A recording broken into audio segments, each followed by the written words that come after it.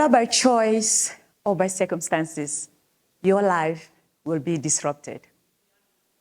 One morning, I went to work, and my boss called me in for a meeting.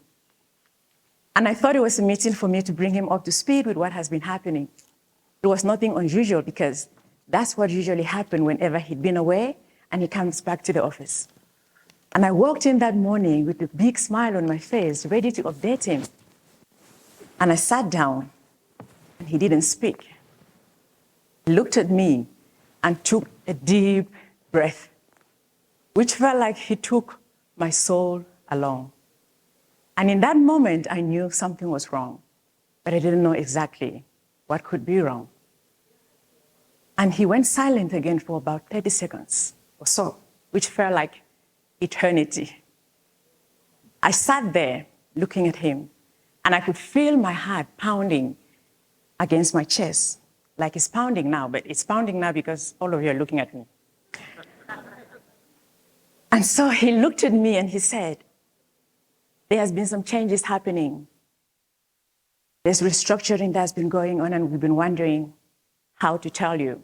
And there's no better way to tell you than to let you know that your position is no longer needed, and sadly, we have to let you go. Whatever he said after that did not register. I just sat there looking at him. What? I did not see retrenchment happening. I didn't see it coming. I didn't think I would be laid off because my boss used to tell me plans 5 years ahead into the future, and I thought I was part of that future. I thought I had a permanent contract. In fact, I signed actually a permanent contract, put it right underneath my best suitcase. I knew I was sorted. My future was in good hands. But in an instant, it was gone. And to say that day and the weeks and the months that followed were some of the most devastating, difficult moments of my life would be an understatement. I felt all sorts of emotions. As a single mom, I felt like my world was crashing down into tiny little pieces. The ink on my divorce papers were barely dried. It was exactly 1 year after. And my boss called me in and said, sorry, we have to let you go. And I remember thinking to myself, isn't retrenchment or being laid off supposed to be something for old people? I'm too young for this. I was that entitled, and ignorant. And I had a couple of people in mind that I thought they were supposed to be retrenched, and I'm looking at them like, you've been here for 15 years. You've been here for 10 years, why me? I had ambitions to climb the corporate ladder right to the top. But right at the very first step, someone pulled the ladder from underneath me. I was devastated. There were nights I would wait for my kids to go to sleep so that I can fall apart. There were nights I cried myself to sleep. Anxiety was the order of the day. It took more than 2 weeks for me to tell the closest person to me that I had been laid off. I had no words. I was a walking zombie because my kids' future, my groceries, my rent, everything was tied in that job. And in a moment, it was gone. But as time went on, my pain and frustration translated into curiosity, where I started asking questions, but how do organizations continue to thrive when they let go so many people? The question came about because, have you ever had an experience where you buy a particular make of car and you start seeing that car everywhere? Anyone? In my case, I'd been retrenched. And every time I turn on the radio, I would hear news about retrenchment. Every time I turn on the TV, I would hear news about people being laid off. And there was a particular case at the time where a company was laying off about 3,000 to 5,000 employees within a period of 3 to 5 years. And it blew my mind. I was like, aren't people supposed to be the lifeblood of an organization? If an organization let go this much people, how do they continue to thrive? So I wanted to satisfy that curiosity and also to know, how is my boss coping without me? So I throw myself in the belly of the internet. I vividly still remember Googling the question, How do organizations continue to thrive when they let go so many people? And for the first time, concepts like artificial intelligence, automation, robotics, big data, all of these emerging technologies jumped on me, and I had no clue what they were.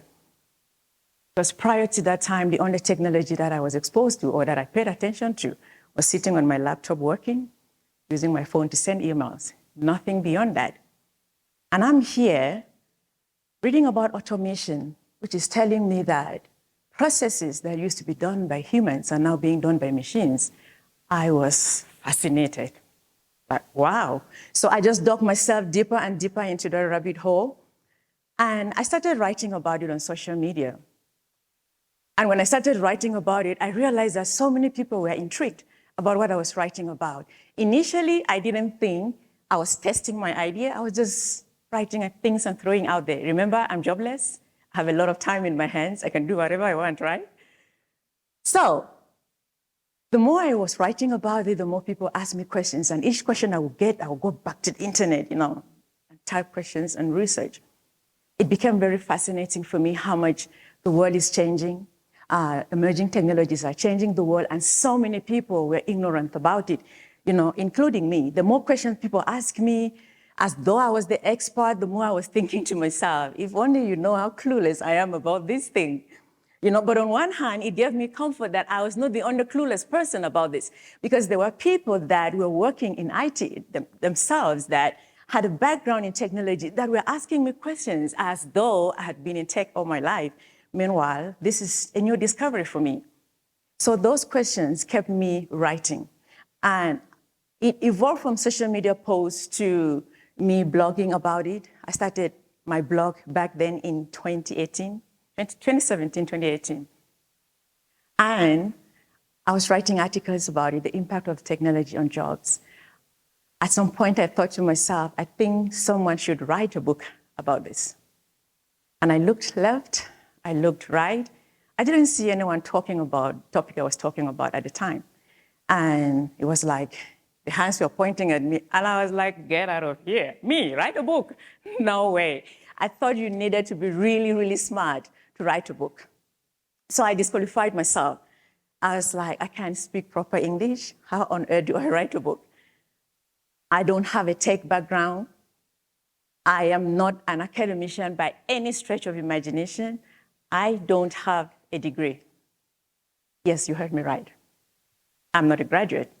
So all of these reasons, I gave myself 1,000 reasons why I don't qualify to write a book. But when an idea has taken hold of you, if you don't give in to that idea, you sort of become miserable. So as the months went by, the idea wouldn't give me peace. And eventually I was like, okay, I'm going to write the book. And I thought, what better title than Disrupt Yourself or Be Disrupted? Because here I was minding my business, and my boss disrupted my life. I had no plan B. Plan B didn't have me either.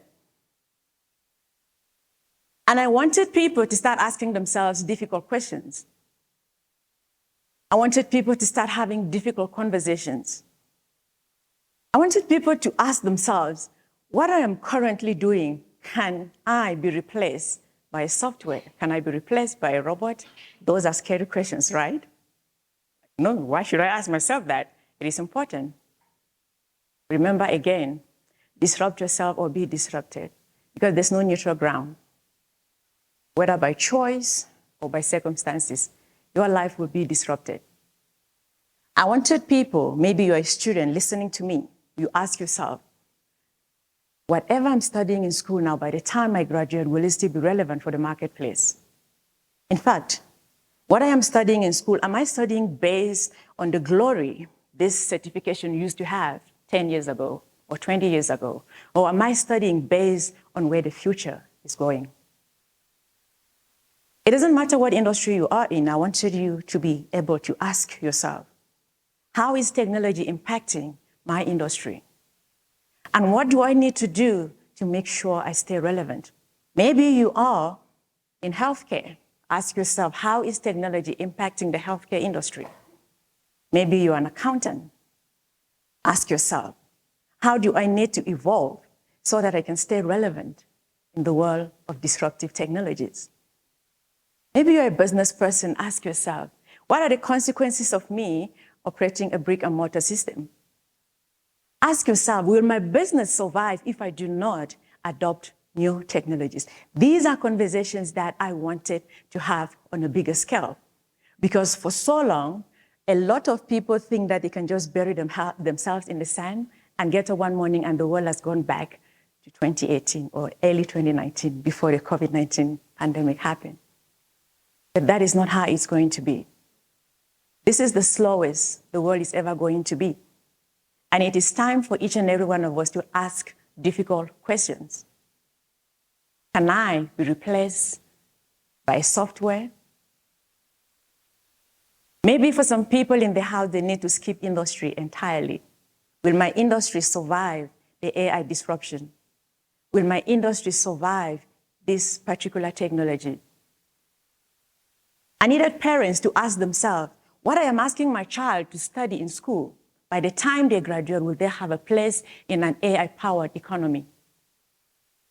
Because there are some parents, because they came from an engineering background, my son is going to study engineering. They are not looking at the future, what is changing within that field. There are some parents because they are doctors, and there was so much glory in having a doctor in the family. My son, my daughter is going to become a doctor. That's what you're going to study. You're studying medicine. They are not looking at how is technology impacting the future of doctors. What different do they need to study, and how different do they need to approach it? So with that being said, it is still an important question to ask. Will I be replaced by a robot? Can you be replaced by software? Again, whether by choice or by circumstances, your life will be disrupted. Thank you.